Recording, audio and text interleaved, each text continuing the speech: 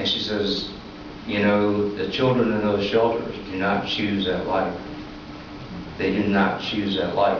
The mothers who take their children away from abusive relationships do not choose that life.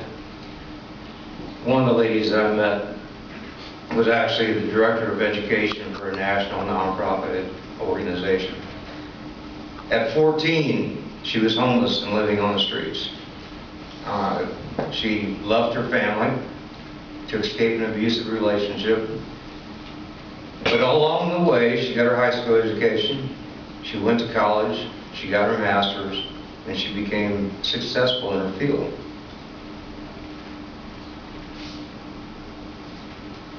This is the scary part for me in a lot of cases.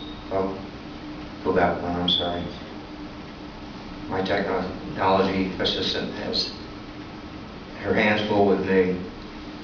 But this young girl who's sitting on the street in front of her mother, they're holding a sign and they're homeless and saying, please help. What kind of a memory would that be for you when you're 40 years old, if you were that young girl? What kind of a memory did Anna Marie have when she looked back on living on the streets when she was 14? You've heard the numbers about the homeless children and the homeless families in Indianapolis. Covenant House was a national teenage youth shelter.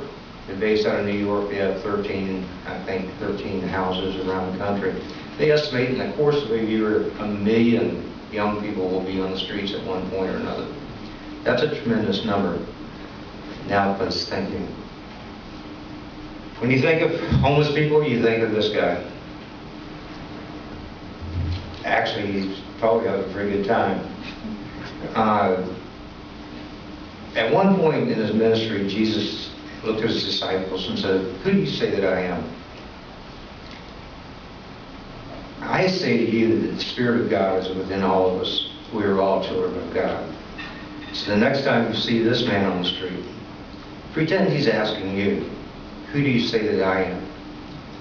And know that he is a child of God.